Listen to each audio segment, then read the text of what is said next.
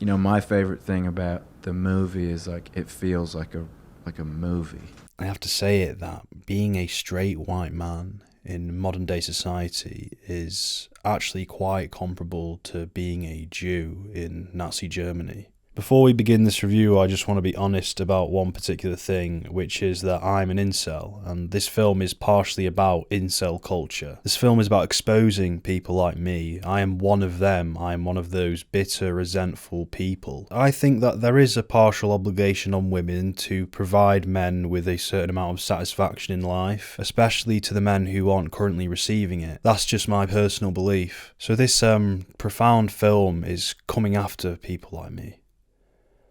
It's exposing us for what we truly are. So I'm a little fucked there. I can't really go into this film without a biased perspective for my kind. I guess we can only hope that I remain completely level-headed and reasonable in my critique of this film. There's a lot of weird drama about this film, which I'm not going to go into because I'm pretty sure most of you would have already heard about it. It really has no effect on the actual quality of the film. I am going to just initially say this isn't a film that you need to rush to go see. If that's what you're here for, if that's what you want to know, no, this isn't a film that I'd say you particularly need to go and seek out. That's the recommendation angle of this video. I wouldn't recommend this really. No, it's pretty unspecial. Honestly, it's been a while since my last film review and I really wish that it had been something a lot more interesting than this. Like, this is pretty difficult to review because it just inspires no thought within me. It just doesn't stimulate anything in my critical brain. Then again, few things today stimulate me at all. Plot synopsis.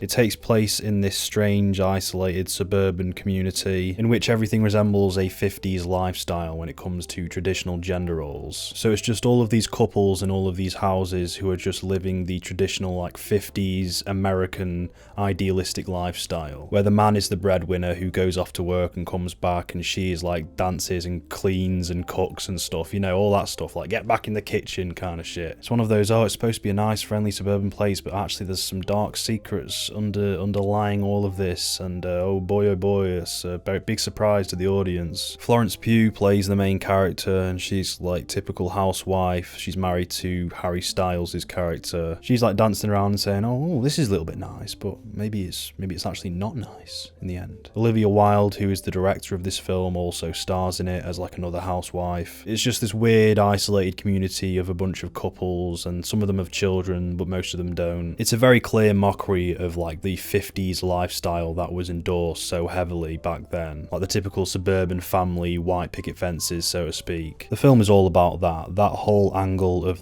the oppressive patriarchy is the only remotely interesting feature about this film. Suppose it's a little bit like a Black Mirror episode. Just by watching the first 10 minutes of this film, you can immediately decipher everything that it's about. You already know exactly what it's going for right off the bat. In fact, just watching the trailer of this film, you can kind of just pick up on everything that it has to offer. They're lying about everything. I imagine there are going to be people who accuse it of being anti-male propaganda, but I don't think that's the case. The only males in the film are portrayed as negative forces, but it's to highlight the negative aspects of males in society. It's not saying all men are bad, it's just concentrating on one particular personality trait of men. Films have been doing this forever. It's just hyper-focusing on one particular negative incarnation of man. It's very obviously allegorical. With those aforementioned themes comes some fairly interesting imagery of women being literally and metaphorically suffocated by a patriarchal world. But again, you can tell that from the trailer. I might receive a lot of flack for saying this, but I do think it is the case, which is that films and just media about critiquing the patriarchy has become a very oversaturated trend at the moment. It's not to say that it's an inherently invalid genre, not at all, because actually some of the greatest films of all time are about critiquing masculinity or critiquing how men just fuck over women. It's just a lot like superhero films right now. It is a subgenre that is very popular at the moment, and it's getting monetarily exploited in a very high volume. So as is the case with superhero films, 90% of them are insincere pieces of shit that are just being made for their own sake, and you have to dig through all of the shit to find the one or two good ones. It's the same with female empowerment films, or films that are critiquing the patriarchy. There are are still those who cover these topics because they have something sincere to say about them. But because of the nature of Hollywood and how they just like mass produce films at the moment, there is a shit ton of insincere ones. And unfortunately, I hate to say it, but I'm quite positive that Don't Worry Darling is one of the insincere ones. I don't think this would exist unless this kind of subject matter was trending at the moment. And the reason why I've come to that conclusion is because the ways in which this film handles these themes is quite lightweight. It's very simplistic and unoriginal in what it has to say, and there isn't really much three-dimensionality to the ways in which it dissects these issues and themes and ideas. You can just grasp the whole point of the film more or less straight away, and it's supposed to be this 2-hour mystery thriller, but it has nothing more to unravel because it's fairly like lightweight themes again. So I wasn't at all gripped by the narrative, I was pretty disinterested. And when you have this surface level showcase of like these sociological ideas, you just think, okay, this is all just for show, this is all just because it's fashionable. You just want to be relevant, you'll have like incel imagery in there because it's relevant, because it's like a hot topic at the moment. I don't trust him.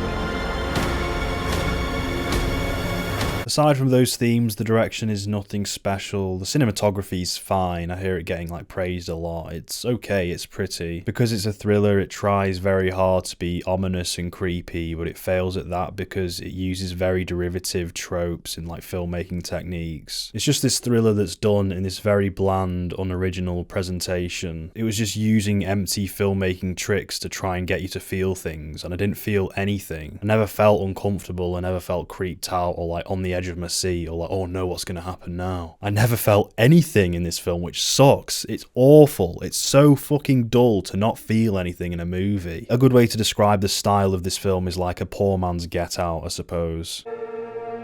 What do you mean? It has this score which is also supposed to be like really scary and really creepy, and it like uses real voices. It's one of those like, like Squid Game or some shit.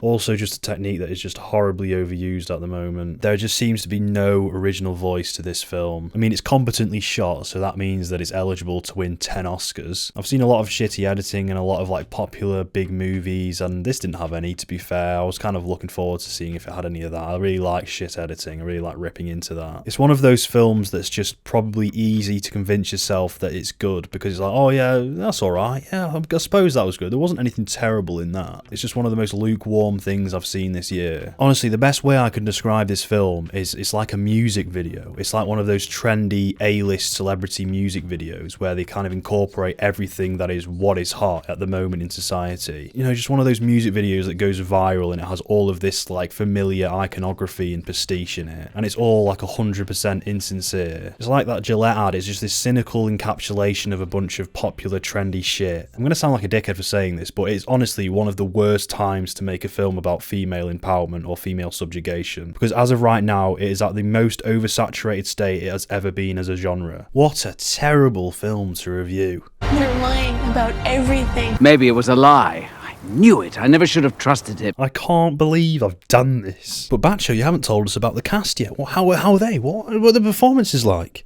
Definitely there's a particular scene where I at a party kind of rouse people up into this really whatever.